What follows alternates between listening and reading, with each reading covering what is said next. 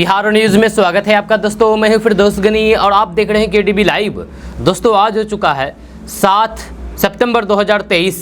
तो आज की बिहार की टॉप न्यूज़ लेकर आए हैं आपके लिए।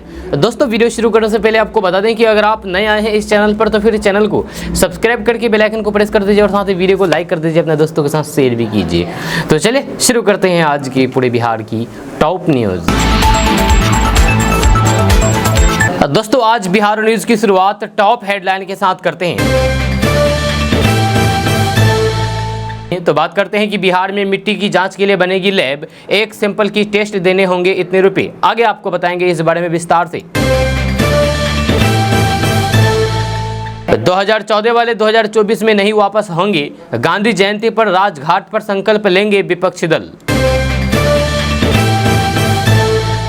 बिहार में टेक्सटाइल और लेदर के क्षेत्र में सुनहरा मौका, नीतीश सरकार ने निकाली बम्पर भर्ती।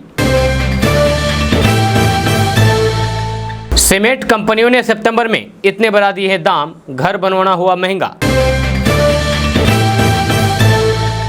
इंडिया नाम हटाना मोदी सरकार के लिए नहीं होगा आसान, संविधान विशेषज्ञ का आया बड़ा बयान। सीएम नीतीश ने फैसला किया रद्द तो एसीएस के पाठक ने दी सफाई, मेन समस्या घोषित नहीं बल्कि अघोषित है छुट्टी। बीपीएससी ने डॉक्यूमेंट्स वेरिफिकेशन में लगाई टीचरों की ड्यूटी तो भड़क उठे के पाठक, लेटर जारी करके मांगा जवाब। बिहार शिक्षक भर्ती परीक्षार्थियों का डॉक्यूमेंट्स वेरिफिकेशन देखिए, पटना में कैसी लगी लंबी कतार। आगे आपको बताएंगे इस बारे में विस्तार से। भ्रष्टाचार के मामले में नीतीश सरकार का एक्शन, जेल डीआईजी को किया गया नौकरी से बर्खास्त। जाने क्या है मामला, आगे आपको बताएंगे इस मामले पर विस्तार से। राम मंदिर के बाद अब भव्य बनेगी सीता की जन्मस्थली सीतामढ़ी में सीता की मंदिर, 72 करोड़ रुपए खर्च करने को मिली मंजूरी। बीजेपी ने पूरा नहीं किया है महिलाओं के 33% आरक्षण का वादा, इंडिया गठबंधन की सरकार बनी तो देश में महिला सशक्तिकरण का नीतीश मॉडल होगा लागू। बिहार में बढ़ता जा रहा है डेंगू का प्रकोप, 325 पहुंचा मरीजों का आंकड़ा। बापू के नाम का इतिहास हटाना चाहते हैं मोदी और शाह, बोले ललन सिंह, देश के नाम बदलने से पहले जनता के अविश्वास को बदलें। अमित शाह के बिहार दौरे पर तेजस्वी यादव ने कहा, उनके आने से हमारा कुछ नहीं बिगड़ेगा, नुकसान भाजपा को ही होगा।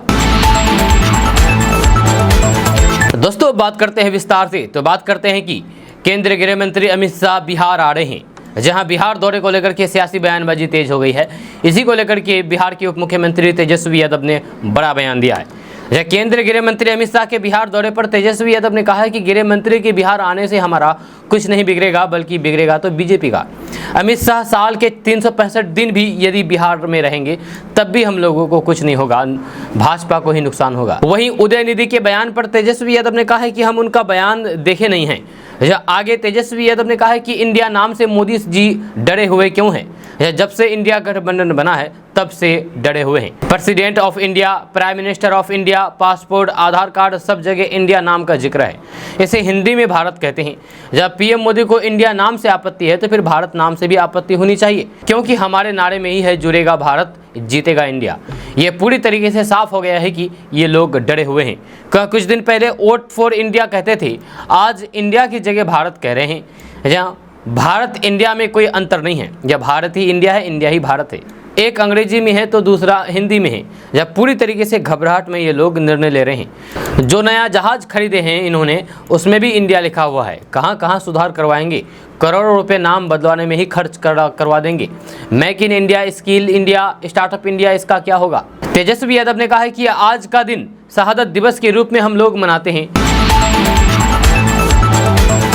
दोस्तों देश में इंडिया और भारत नाम को लेकर के सियासी घमासान मचा हुआ है। जेडीयू के राष्ट्रीय अध्यक्ष ललन सिंह ने कहा है कि अरे ये लोग घबराए हुए हैं, इंडिया शब्द से इन लोगों का घबराहट आपको साफ नहीं दिख रहा है। ये लोग साफ हताशा में नजर आ रहे हैं, इसलिए नाम बदलेंगे। और नाम बदलने से क्या होगा, इस देश की जनता में उनके खिलाफ अविश्वास है, उसको कहां से मिटाएंगे। इसके आगे ललन सिंह ने कहा है कि केंद्र सरकार को जितना ड्रामा करना है करने दीजिए, इससे कोई भी फर्क नहीं पड़ने वाला है। ये लोग इतिहास तो सारा बदल ही रहे हैं। अब किसी भी फ्लैट में चलिए वहां भी आएगा बिजली पानी मोदी जी, नरेंद्र मोदी। क्या है ये लोग अपने नाम इतिहास करना चाहते हैं। ये चाहते हैं कि देश का इतिहास बापू के नाम से हटा करके मोदी जी के नाम से कर दिया जाए। वहीं संसद के स्पेशल सत्र को लेकर के ललन सिंह ने कहा कि विशेष सत्र बुलाने से पहले एजेंडा तो बताइए। ऐसा कहीं आज तक हुआ है कि सेशन बुला दिया गया हो और उसमें क्या बहस करने वाले हैं ये किसी को भी पता नहीं है। ये लोकतंत्र को खत्म करना चाहते हैं। ये लोग लोकतंत्र अपनी मर्जी से चलाना चाहते हैं। इधर अमित शाह के बिहार दौरे को लेकर के ललन सिंह ने कहा है कि वे आते रहे हैं, उनका जहां मन करे वो जाएं, कौन मना करता है। जितना दिन चाहे वो इतना दिन बिहार में घूमिए, उनको बिहार में कौन रोकता है। बस इन लोगों को हमारे गठबंधन का इंडिया नाम रखने से घबराहट है और इसी वजह से सब कुछ कर रहे हैं, इससे अधिक कुछ नहीं है। दोस्तों, बिहार के मुख्यमंत्री नीतीश कुमार लगातार ये कहते रहते हैं कि हम किसी को बचाते हैं और न ही किसी को फंसाते हैं। अब इसका एक और नमूना कल देखने को मिला है जब भ्रष्टाचार के मामले में नीतीश कुमार ने बिहार की जेल डीआईजी को नौकरी से बर्खास्त कर दिया। दरअसल नीतीश सरकार ने जेल डीआईजी शिवेंद्र प्रियदर्शी को पद से बर्खास्त कर दिया है। राजधानी पटना की बेऊर जेल के पूर्व सुपरिटेंडेंट शिवेंद्र प्रियदर्शी की भ्रष्टाचार के एक मामले में नौकरी चली गई। गृह विभाग ने मंगलवार को इस संबंध में अधिसूचना जारी की है। विशेष सतर्कता इकाई 2017 में आय से अधिक संपत्ति मामले में शिवेंद्र प्रियदर्शी के ठिकानों पर छापेमारी की थी, जिसके बाद बिहार लोक सेवा आयोग यानी कि बीपीएससी की सलाह के बाद उन्हें सेवा से बर्खास्त कर दिया गया है, क्योंकि उनके खिलाफ आरोप सही पाए गए। नीतीश कैबिनेट ने उनकी बर्खास्तगी पर मुहर लगा दी है। दोस्तों, भारत के अंग्रेजी नाम इंडिया को हटाने की मांग अब कई महान हस्तियां भी उठा चुकी है। क्रिकेटर वीरेंद्र सहवाग से लेकर के कई बॉलीवुड हस्तियों ने भी देश को सिर्फ भारत नाम से पुकारने का समर्थन किया है। हालांकि केंद्र सरकार के लिए इंडिया नाम हटाना आसान नहीं रहेगा, इसके लिए कई चुनौतियां भी सामने आएगी। संविधान विशेषज्ञ पीडीटी आचार्य ने मंगलवार को कहा है कि संविधान के अनुच्छेद 1 में लिखा गया है कि इंडिया वेज इस भारत के केवल वर्णनात्मक है और दोनों नामों का परस्पर उपयोग नहीं किया जा सकता है। उन्होंने बताया है कि भारतीय गणराज्य के नाम में किसी भी बदलाव के लिए कई संशोधनों की आवश्यकता होगी। राष्ट्रपति द्रौपदी मुर्मू द्वारा प्रेसिडेंट ऑफ भारत के नाम से G20 के रात्रि भोज के लिए निमंत्रण पत्र प्रेषित किए जाने को लेकर के उठे विवाद के संदर्भ में उनका ये बयान आया है। जब लोकसभा के पूर्व महासचिव आचार्य से देश के नाम पर मौजूदा स्थिति में बदलाव की प्रक्रिया को लेकर के सवाल पूछा गया तो उन्होंने कहा कि उन्हें संविधान में संशोधन करना होगा। अनुच्छेद 1 और फिर अन्य सभी अनुच्छेदों में परिणामी बदलाव होंगे। उन्होंने पीटीआई भाषा में कहा है कि जहां भी इंडिया नाम है हटाना होगा। आप देश का केवल एक नाम रख सकते हैं, दो नाम नहीं रख सकते हैं, दो नाम नहीं हो सकता है। आप देश का केवल एक नाम रख सकते हैं, दो नाम नहीं हो सकते जो आपस में बदलते रहते हैं। इससे बहुत भ्रम की स्थिति पैदा हो जाएगी, ना कि केवल देश में बल्कि बाहर भी। आचार्य ने कहा है कि संयुक्त राष्ट्र में देश का नाम रिपब्लिक ऑफ इंडिया है और कल यदि इसे रिपब्लिक ऑफ भारत लिखा जाना हो तो फिर संविधान बदलना होगा और सभी संबंधित देशों को संदेश भेजना होगा कि हमारा नाम बदल गया है। उन्होंने कहा कि संविधान में संशोधन के माध्यम से ये बदलाव करना होगा, अन्यथा देश का नाम इंडिया ही रहेगा। दोस्तों, बात करते हैं कि बिहार के सरकारी स्कूलों में छुट्टी को लेकर के छिड़े विवाद के बीच अब शिक्षा विभाग ने बड़ा फैसला किया है। जब विभाग के मुताबिक अब बिहार के प्रारंभिक सरकारी स्कूलों में वर्तमान अकादमिक सत्र में राइट टू एजुकेशन के तहत 200 से लेकर के 220 दिन की पढ़ाई कराई जाएगी। यह वर्तमान स्थिति है कि घोषित और फिर अघोषित वजहों से पढ़ाई नहीं हो पा रही है, यह स्कूल बंद रहते हैं। आधिकारिक जानकारी के मुताबिक राइट टू एजुकेशन के हिसाब से क्लास चलाने के लिए अगर आवश्यकता होगी तो घोषित या फिर आकस्मिक अवकाशों पर पूर्ण विचार किया जाएगा। शिक्षा विभाग से प्राप्त जानकारी के अनुसार राइट टू एजुकेशन के तहत स्कूलों में कम से कम 200 से 220 दिनों की पढ़ाई कराने का प्रावधान किया गया है। विभाग की ओर से बताया गया है कि पहले स्कूलों का निरीक्षण नहीं होता था, लेकिन आज की तारीख में प्रतिदिन लगभग 40,000 स्कूलों का निरीक्षण किया जा रहा है। इस कारण अब स्पष्ट रूप से कहा जा सकता है कि स्कूल कितने दिन खुले और फिर कितने दिन बंद है। जब वहीं इससे पहले निरीक्षण की ऐसी कोई भी व्यवस्था नहीं होने की वजह से जिला शिक्षा अधिकारी घोषित एवं आकस्मिक छुट्टियों के आधार पर ही विद्यालय में पढ़ाई के कुछ दिनों की गणना करते थे। यह शिक्षा विभाग के अनुसार राज्य के स्कूलों में 1 जुलाई से प्रतिदिन निरीक्षण की व्यवस्था शुरू की गई है, जिसमें ये बात सामने आई है कि कई बार स्थानीय कारणों की वजह से स्कूलों में छुट्टियां रद्द रहेगी, जिसकी जानकारी कई बार तो जिला शिक्षा पदाधिकारियों को भी नहीं हो पाती है। लेकिन अब निरीक्षण की व्यवस्था शुरू होने के बाद स्कूलों में अघोषित या फिर आकस्मिक अवकाश की छुट्टियां भी मुख्यालय तक पहुँचती है। दोस्तों बात करते हैं कि पूर्व मध्य रेल सहरसा रेलखंड में चलने वाली अधिकांश पैसेंजर ट्रेनों में यात्रियों से एक्सप्रेस ट्रेन का किराया वसूला जा रहा है। पैसेंजर ट्रेन के निर्धारित किराए से 3 गुना अधिक भाड़ा रेलवे वसूल कर रही है। जैसे रेल यात्रियों को आर्थिक नुकसान हो रहा है, वहीं रेलवे अधिकारी मुनाफा भी कमा रहे हैं। जब कोरोना काल से पहले पैसेंजर ट्रेनों का किराया निर्धारित था, हर पैसेंजर ट्रेन में एक ही किराया लगता था, लेकिन कोरोना काल के बाद जिन पैसेंजर ट्रेनों को एक्सप्रेस स्पेशल के नाम पर चलाया जा रहा है, वैसे पैसेंजर ट्रेनों को किराया 3 गुना अधिक है, यानी कि एक्सप्रेस ट्रेन का भाड़ा यात्रियों से वसूला जा रहा है। सहरसा रेलखंडों में चलने वाली स्पेशल ट्रेनों का ठहराव सभी स्टेशन और फिर हाल्ट पर है, जबकि एक्सप्रेस ट्रेन का ठहराव हाल्ट को छोड़कर के मुख्य स्टेशनों पर ही रहता है, जहाँ इससे यात्रियों को समय की बचत होती है। जहाँ कई यात्रियों ने बताया है कि ट्रेन में एक्सप्रेस का किराया वसूला जा रहा है और फिर सुविधा पैसेंजर ट्रेन की मिल रही है। दोस्तों बात करते हैं कि बिहार बोर्ड ने अब स्वास्थ्य के आधार पर बच्चों को उपस्थिति में दी जाने वाली 15% छूट के निर्णय को वापस ले लिया है। अब चिकित्सा आधार पर स्कूली बच्चों को कोई छूट नहीं मिलेगी, जब 75% उपस्थिति को पूरी तरीके से अनिवार्य कर दिया गया है।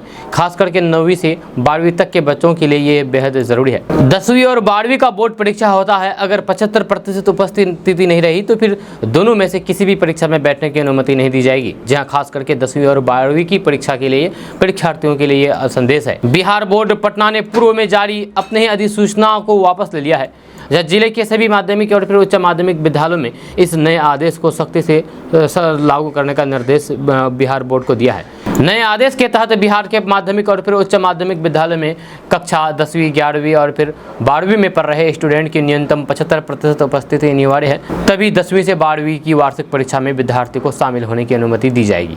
वहीं जो बच्चे 15 दिन तक स्कूल से गायब रहेंगे, उन पर स्कूल प्रशासन की नज़र रहेगी।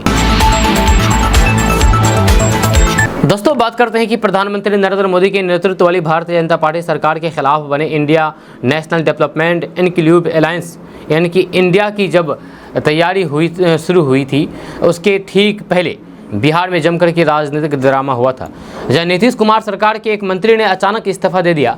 जहाँ सरकार ने झटके में जदयू के एक विधायक को मंत्री पद की शपथ दिला दी। राष्ट्रीय जनता दल यानी कि आरजेडी के इस्तीफा देने वाले दोनों मंत्री पद खाली थे, जहां वे नहीं भरे गए। कांग्रेस की 2 मंत्री पदों की मांग धरी रह गई। मुख्यमंत्री नीतीश कुमार ने कहा है कि विपक्षी एकता की पहली बैठक के बाद ये कर लिया जाएगा। जब पटना की इस बैठक में कांग्रेस के नंबर 1 नेता राहुल गांधी आए तो फिर 2 मंत्री पदों का आश्वासन ले गए। इस बैठक का समापन लालू प्रसाद यादव और फिर राहुल गांधी के दूल्हे वाली बात से की गई और फिर मुंबई में हुई तीसरी मीटिंग में भी उन्होंने कांग्रेस के युवराज के प्रति जिम्मेदारी दिखाई। लेकिन 23 जून से 5 सितंबर तक तो कांग्रेस की ये एक मुराद पूरी नहीं हो सकी है। जब भी लालू प्रसाद यादव और राहुल गांधी मिले हैं, कांग्रेस उम्मीदवार जागी और फिर ध्वस्त हो गई। दोस्तों बिहार के एक गांव की किस्मत चमक गई है, जहां 231 एकड़ जमीन पर धांसू प्रोजेक्ट आ रहा है। लोगों में खुशी की लहर भी है। आपको बता दूं कि बिहार के जमुई में 125 मेगावाट सोलर प्लांट लगाने के लिए 300 एकड़ जमीन की आवश्यकता थी। इसके लिए जून 2023 में जमुई डीएम और फिर वन विभाग को पत्र सौंपा गया था, ताकि उसके राजस्व रिकॉर्ड का सत्यापन किया जा सके। अगस्त में इसकी स्वीकृति प्रदान की गई। जब बिहार के जमुई जिला स्थित एक गाँव में लोगों ने 231 एकड़ जमीन की रजिस्ट्री कर दी है और फिर अब इससे लोगों को फायदा भी मिलने वाला है। दरअसल ग्रामीणों के द्वारा यह निर्णय विकास परियोजना के लिए लिया गया है, जहाँ और उन्होंने किसी व्यक्ति को नहीं बल्कि एक कंपनी को सारी जमीन रजिस्ट्री कर दी है, जहां इस कंपनी के द्वारा गांव में एक बड़ा सोलर प्लांट लगाया जाना है। दरअसल जमुई जिला में 125 मेगावाट क्षमता वाला सोलर प्लांट लगाया जाना है, जहां इसको लेकर की भूमि अधिग्रहण की प्रक्रिया भी पूरी कर ली गई है, जहां और ग्रामीणों से 231 एकड़ जमीन की रजिस्ट्री कराई गई है। ग्रामीणों ने सल्तज जल विद्युत निगम को 231 एकड़ की जमीन रजिस्ट्री की है, जिस पर निविदा भी जारी हो गया है और जून 2024 तक इस प्लांट से सोलर विद्युत का उत्पादन भी शुरू किया जाएगा। दोस्तों पितृपक्ष मेला शुरू होने से पहले मुख्यमंत्री नीतीश कुमार ने बड़ा तोहफा दिया है, जब उन्होंने गया जी धाम में धर्मशाला निर्माण के लिए 120 करोड़ 15,85,000 रुपए की स्वीकृति दे दी है। आज मुख्यमंत्री नीतीश कुमार की अध्यक्षता में कैबिनेट की बैठक बुलाई गई थी। जहाँ सितंबर माह की ये पहली कैबिनेट की बैठक हुई। कैबिनेट में 32 मुख्य एजेंडों पर मुहर लगी है। गया में लगने वाले विश्व प्रसिद्ध पितृपक्ष मेला को देखते हुए सीएम नीतीश कुमार ने बड़ा तोहफा दिया है। गया जी धाम में धर्मशाला के निर्माण के लिए 120 करोड़ 15,85,000 रुपए की स्वीकृति दे दी गई है। गया जी धाम को आदर्श धार्मिक एवं पर्यटन स्थल बनाने के लिए पर्यटन विभाग ने निम्नलिखित योजनाएं बनाई है। दोस्तों बात करते हैं कि बिहार देश को दिशा देने वाला राज्य है, जहां बौद्धिक स्तर हो या फिर श्रम के स्तर पर बिहारियों ने देश को आगे बढ़ाने में अपनी महत्वपूर्ण भूमिका निभाई है। यह सरकार की ओर से जल्द ही स्वास्थ्य विभाग और फिर पुलिस में 4 लाख से अधिक बहाली की प्रक्रिया शुरू की जाएगी। बिहार में 1,70,000 शिक्षकों की बहाली प्रक्रिया चल रही है। यह college of commerce, arts and science के स्थापना दिवस सह हीरक जयंती समारोह में मंगलवार को राज्य के डिप्टी सीएम तेजस्वी यादव ने यह बातें कही है। उन्होंने कहा है कि साल 2025 तक 10 लाख नौकरी देंगे, या इसकी तैयारी जोर शोर से चल रही है। उप मुख्यमंत्री तेजस्वी यादव ने बताया है कि 10.64 जीडीपी बिहार के विकास को दर्शाता है, जहाँ सतत विकास और फिर संरचनात्मक विकास पर बिहार कार्य कर रहा है। उन्होंने कहा है कि हम आम लोगों के रोजगार की बात करते हैं, छात्रों का हित पढ़ने के बाद रोजगार में ही निहित है। आज महंगाई, बेरोजगारी और फिर सांप्रदायिकता देश की सबसे बड़ी समस्या है, जहाँ इस पर केंद्र सरकार बात नहीं करती है। किसान मजदूर की समस्याओं पर चर्चा नहीं करती है। तेजस्वी यादव ने कहा है कि कुछ लोग अपने स्वार्थ में बिहार को बदनाम कर रहे हैं। मैं राजनीति में आया तो फिर लोगों ने बोला अनपढ़ है, मेरा विरोध होगा। मैंने भी कह दिया है कि जो होगा देखेंगे। हम स्पोर्टमैन थे, पढ़ाई में ड्रॉप आउट हो गए, लेकिन हम 2 मुख्यमंत्री के बेटे रहे हैं। लोग उस समय के सरकार को जंगल राज कहते हैं, लेकिन जब जंगल राज रहता तो फिर हम डिग्री नहीं बनवा लेते। जहां आरोप लगाया है कि प्रधानमंत्री की डिग्री पर सवाल उठाने वालों को जेल भेज दिया जाता है। साथ ही तेजस्वी यादव ने कहा कि आज के दौर में जो झूठ बोलता है और फिर प्रचार प्रसार करते हैं, उनकी वाहवाही होती है। आज के दौर में सच्चाई को दबाया जाता है। जब कवर पेज को देख करके किसी किताब को जज ना करें, या उनके कंटेंट को पढ़िए। आज के दौर में सच्चाई को रौंदा जा रहा है, जब झूठ का प्रचार हो रहा है। दोस्तों बात करते हैं कि शिक्षा विभाग के अपर मुख्य सचिव के पाठक द्वारा शिक्षकों पर की जा रही कार्रवाई पर शिक्षा मंत्री प्रोफेसर चंद्रशेखर ने बड़ा बयान दिया है। यह शिक्षकों पर कार्रवाई के सवाल पर उन्होंने कहा है कि सुधारात्मक कार्रवाई हो, दंडात्मक कार्रवाई का कोई भी स्थान नहीं है। प्रजातंत्र में लोकशाही है, राजशाही का यहाँ पर कोई भी स्थान नहीं है। ये कहकर के शिक्षा मंत्री चंद्रशेखर अपनी गाड़ी में बैठ करके रवाना हो गए, लेकिन उनका ये बयान मंगलवार दोपहर से चर्चा में है। यह चर्चा इस बात की होने लगी है कि शिक्षकों पर कार्रवाई के कारण शिक्षा मंत्री चंद्रशेखर नाराज हो गए हैं। आपको बता दें कि बिहार सरकार के द्वारा बिहार के सभी विद्यालयों में तीज, रक्षाबंधन जैसे महत्वपूर्ण पर्व की छुट्टियां रद्द कर दी गई थी, जिसके बाद बिहार सरकार और फिर शिक्षा विभाग के अपर मुख्य सचिव के पाठक का विरोध होने लगा। लोगों ने सरकार के इस आदेश की पुरजोर भत्सना की है, जहाँ इसके बाद सरकार ने अपने आदेश को वापस ले लिया। यहाँ शिक्षकों और फिर जनमानस के विरोध के बाद सोमवार को शिक्षा विभाग बैकफुट पर आ गए। दोस्तों बात करते हैं कि बिहार विधानसभा में नेता प्रतिपक्ष विजय कुमार सिन्हा ने बिहार में तेजी से फैल रहे डेंगू पर गहरी चिंता जताते हुए कहा कि समय पर रहते सरकार के सतर्क नहीं होने के कारण राज्य में डेंगू महामारी का रूप धारण कर रहा है। जब विजय कुमार सिन्हा ने कहा है कि बरसात का मौसम शुरू होने से पहले सरकार को निषेधात्मक कार्रवाई के तहत नालों की उड़ाही, DDT का छिड़काव और फिर जल जमने वाले स्थानों की साफ सफाई किया जाना था, लेकिन इस पर ध्यान नहीं दिया गया है, जहां अब स्थिति भयावह हो गई है। विजय सिन्हा ने कहा है कि सरकारी अस्पतालों में डेंगू पीड़ितों की उपचार की व्यवस्था दयनीय है। राजधानी पटना में लोग डेंगू होने पर प्राइवेट अस्पतालों में भर्ती हो रहे हैं। बेड का अभाव, दवाई की कमी, गंदगी का अंबार और खराब डायग्नोस्टिक मशीन के कारण लोग सरकारी अस्पतालों में जाने से डर रहे हैं, कतरा रहे हैं। 1 साल पहले महागठबंधन सरकार बनने के बाद स्वास्थ्य मंत्री तेजस्वी यादव ने तामझाम के साथ मिशन 60 की शुरुआत की थी, जहाँ कहा था कि सभी सरकारी अस्पतालों की हालत बदलेगी, लेकिन स्थिति में कोई भी सुधार नहीं हुआ है। दोस्तों बात करते हैं कि बिहार की खेतों की मिट्टी की सेहत सुधरेगी, या इसके लिए 13 जिलों में ग्राम स्तरीय लैब स्थापित की जाएगी। या पहले से बनी राज्य की 8 नए लैब शेड्यूल होंगी। या वही मिट्टी की जांच के लिए इस साल 2 लाख नमूने संग्रहित करने का लक्ष्य रखा गया है। या इस पर 9 करोड़ 71 लाख रुपए खर्च किए जाएंगे। या कृषि विभाग ने हर एक जिले में लक्ष्य तय करते हुए राशि भेज दी है। या फसलों की उत्पादकता बढ़ाने एवं संतुलित मात्रा में उर्वरकों के उपयोग को बढ़ावा दिया जाना इसका लक्ष्य है। जब मिट्टी की एक नमूने की जांच पर 300 रुपये खर्च किए जाएंगे। इस तरह 2 लाख मिट्टी जांच पर 6 करोड़ रुपए खर्च होंगे। ग्राम स्तरीय मिट्टी जांच लैब की स्थापना के लिए 19,50,000 रुपये खर्च होंगे। यहाँ 8 मिट्टी ग्राम जांच प्रयोगशाला के सुंदरीकरण पर 3 करोड़ 20 लाख रुपए खर्च होंगे। मिट्टी के नमूने की जांच के बाद किसानों को मुद्रा स्वास्थ्य कार्ड लाभ उपलब्ध कराया जाएगा।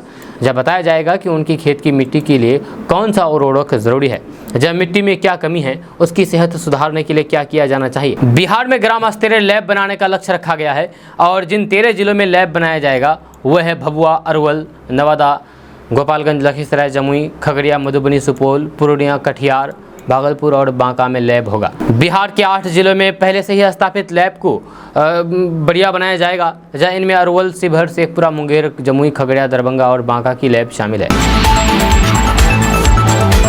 दोस्तों बात करते हैं कि भारतीय जनता पार्टी के राष्ट्रीय प्रवक्ता और बिहार के पूर्व उद्योग मंत्री सैयद शाहनवाज हुसैन ने दिल्ली में केंद्रीय वाणिज्य एवं उद्योग एवं कपड़ा मंत्री पीयूष गोयल से मुलाकात की है। इस दौरान उनसे भागलपुर में बुनकर भवन, फल और सब्जियों के एयरपोर्ट के लिए इंटीग्रेटेड एक्सपोर्ट पैक हाउस और फिर भागलपुर के सिल्क उद्योग से संबंधित विषयों पर विस्तार से बात की है। केंद्रीय वाणिज्य उद्योग एवं कपड़ा मंत्री पीयूष गोयल से मुलाकात के दौरान शाहनवाज हुसैन ने बिहार में 2 लेदर पार्क के लिए भी बात की है, जिनका प्रस्ताव बिहार के उद्योग मंत्री रहते हुए उनके द्वारा किया गया था। शाहनवाज हुसैन ने कहा है कि केंद्रीय मंत्री पीयूष गोयल से उनकी मुलाकात बहुत अच्छी रही है। उन्होंने कहा है कि प्रधानमंत्री नरेंद्र मोदी के नेतृत्व में पूरे देश में उद्योग काफ़ी तेजी के साथ आगे बढ़ रहा है और इसमें केंद्रीय मंत्री पीयूष गोयल का योगदान अतुल्य है। उन्होंने कहा है कि बिहार में भी उनके उद्योग मंत्री रहते हुए बहुत से प्रस्तावों को केंद्र से मंजूरी मिली और बहुत से प्रस्ताव पर गंभीरतापूर्वक कार्य किया जा रहा है। शाहनवाज हुसैन ने कहा है कि भागलपुर के सिल्क उद्योग को मजबूती प्रदान करने के लिए जो प्रस्ताव पूर्व में दिए गए थे, उन प्रस्ताव को लेकर के केंद्रीय मंत्री से काफी विस्तार से बात हुई है। दोस्तों बात करते हैं कि बिहार सरकार पटना विश्वविद्यालय यानी कि पटना यूनिवर्सिटी का विकास करेगी। इस यूनिवर्सिटी के विकास के लिए मंत्रिमंडल ने 1 अरब 63 करोड़ 60 लाख रुपए स्वीकृत किए हैं। इसके अलावा सोलर पावर प्लांट की मॉनिटरिंग और फिर रखरखाव के लिए परियोजना प्रबंधन इकाई की स्थापना भी होगी। मंगलवार को मुख्यमंत्री नीतीश कुमार की अध्यक्षता में हुई मंत्रिमंडल की बैठक में इन प्रस्ताव को स्वीकृति दे दी गई है। बैठक में कुल 32 प्रस्ताव की स्वीकृत किए गए हैं। मंत्रिमंडल की बैठक के बाद कैबिनेट के अपर मुख्य सचिव डॉक्टर एस सिद्धार्थ ने बताया है कि पटना विश्वविद्यालय का विकास राज्य योजना से होगा। मंत्रिमंडल द्वारा स्वीकृत 163 करोड़ की राशि से 7 मंजिला विज्ञान ब्लॉक बनेगा। इसके अलावा 9 मंजिला बालिका छात्रावास के 2 ब्लॉक बनेंगे। साथ ही 3 मंजिला स्टाफ क्वार्टर का निर्माण भी कराया जाएगा।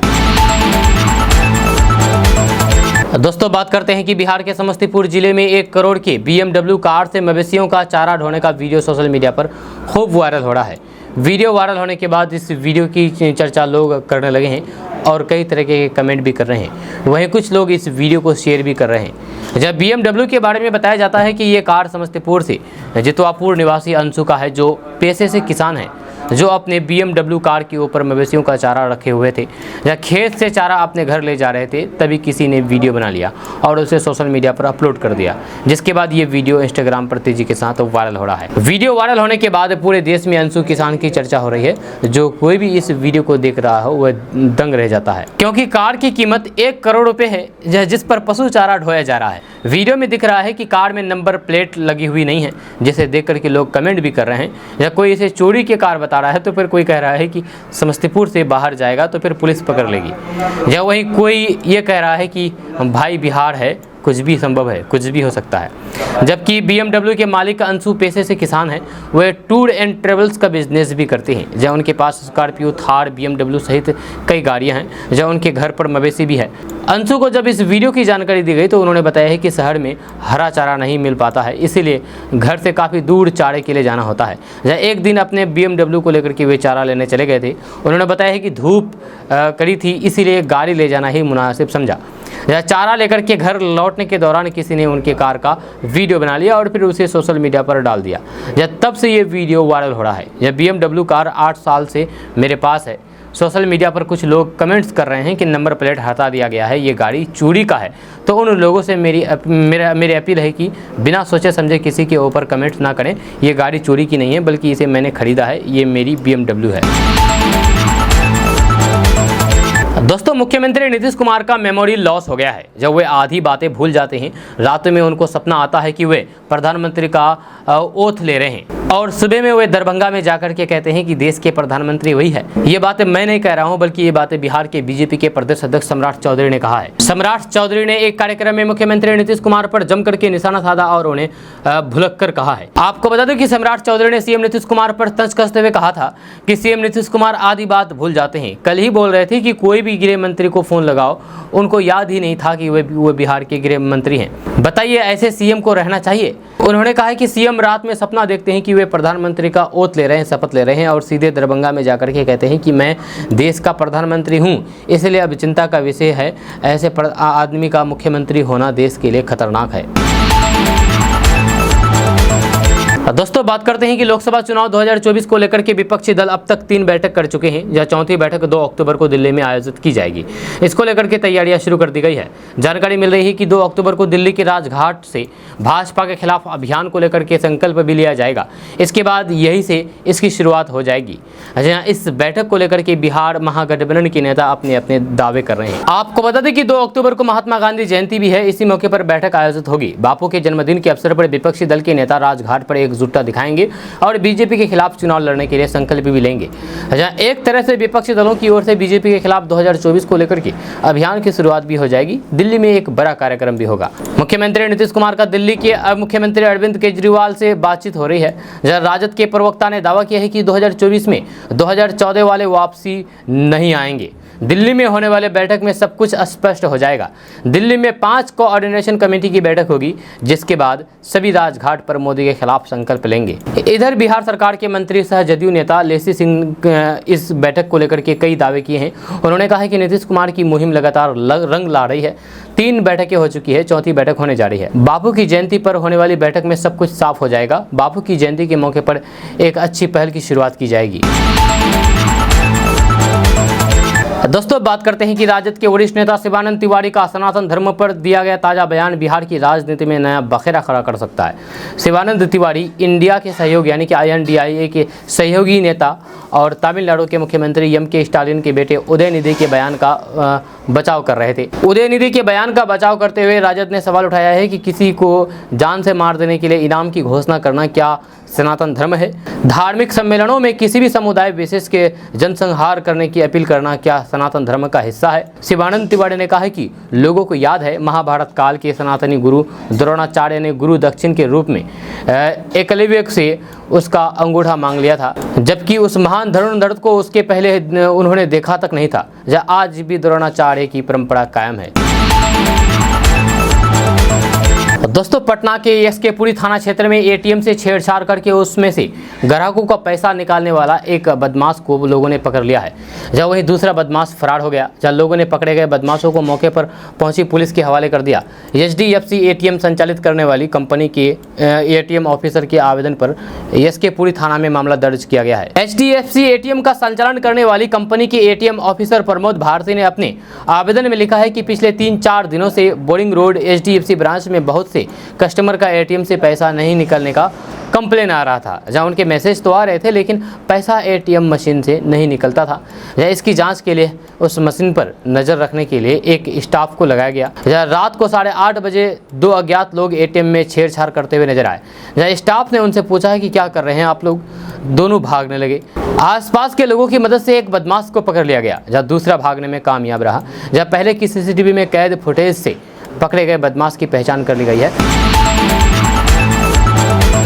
दोस्तों बात करते हैं कि दरभंगा पुलिस ने अलीनगर और फिर घनश्यामपुर में तैनात मनरेगा के प्रोग्राम ऑफिसर को गिरफ्तार किया है। आरोप है कि वे अपनी पत्नी को लगातार प्रताड़ित कर रहा था, जहां साथ ही जाति सूचक गाली भी देता था।